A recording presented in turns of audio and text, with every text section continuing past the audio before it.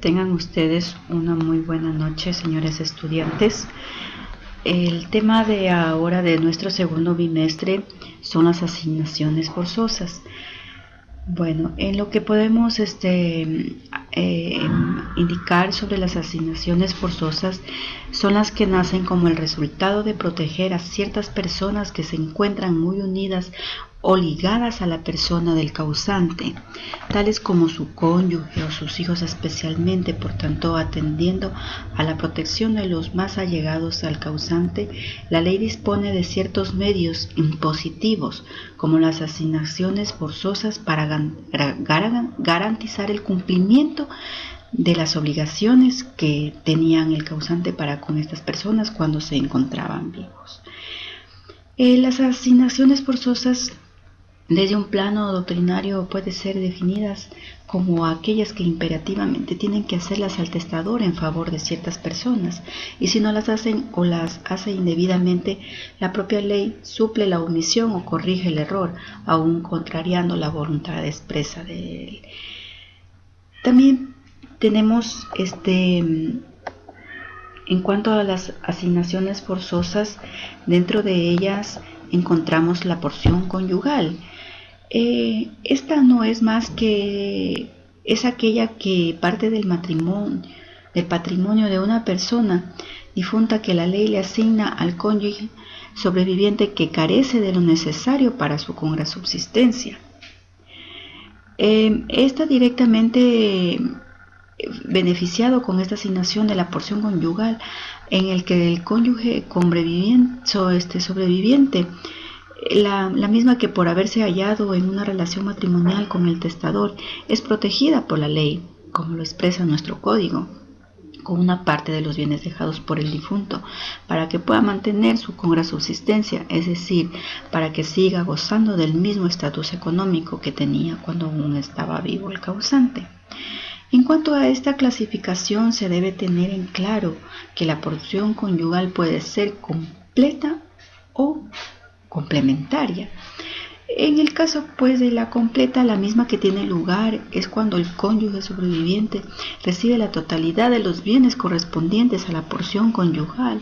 En cambio, la complementaria ocurre cuando el cónyuge sobreviviente posee bienes propios de su persona, los cuales le son imputados a la porción conyugal, de tal suerte que solo se recibe el complemento de los bienes faltantes para ajustar dicha porción, en el que en lo posterior se pueda entender aún más el complemento. En cuanto a la cuantía de la porción conyugal, esta corresponde a la cuarta parte del patrimonio del causante o del testador, y siempre se mantendrá en esta proporción porque así lo dispone nuestro código. En cuanto a la responsabilidad del cónyuge beneficiario, en esta vuelta viene dada en el que el testador no ha dejado bienes para la congra subsistencia del cónyuge sobreviviente. El Código Civil reconoce el derecho a la porción conyugal íntegra o completa, la cual no es una herencia sino un legado privilegiado. En este caso, la responsabilidad del cónyuge beneficiado será subsidiario en el caso de que no pueda cubrir con otros legados las deudas hereditarias. Otro punto importante también es el que si el testador ha dejado una cuota de bienes imputable a la porción conyugal y al otro cónyuge, este recibe una herencia con las responsabilidades propias de un heredero. Por tanto, puede renunciar a esta cuota y quedará con sus bienes propios y sin ningún tipo de responsabilidad ante las deudas hereditarias.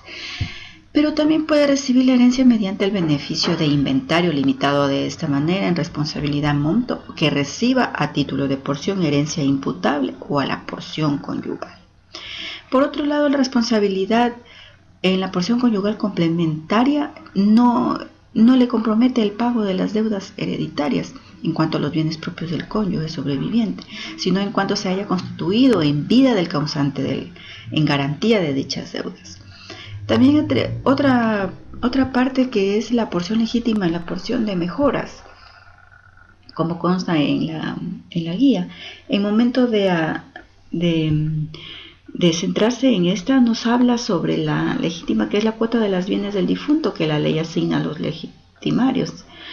En este caso, la cuantía por disposición de la ley corresponde a la mitad de los bienes del causante, en el que la porción de mejoras, aquí viene lo que anteriormente les estaba comentando sobre la complementaria. En cambio, la porción de mejoras, también conocida como cuarta de mejoras, puede ser conceptualizada con aquellas asignaciones forzosas que tienen lugar en la sucesión de los descendientes, hijos, ascendientes, padres y del cónyuge del causante. En términos generales, se puede decir que se actúa a la mejora en aquellas partes de los beneficiarios heredados que se suma de la parte recibida. También nos habla en nuestra guía sobre la apertura de la sucesión. En esta vuelta no es más que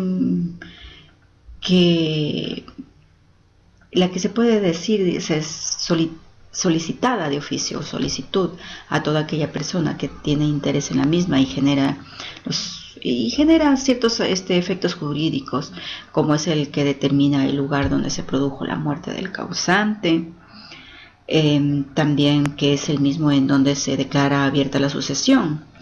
También otro punto importante es en el que establece la competencia del juez en materia sucesoria, la misma que se radica en el último domicilio del causante. También provoca la delación en el que acepta o repudiar la herencia. Da igual en el que el mismo domicilio se inicien las causas de inventario, petición o partición de la herencia y demás provenientes de la sucesión.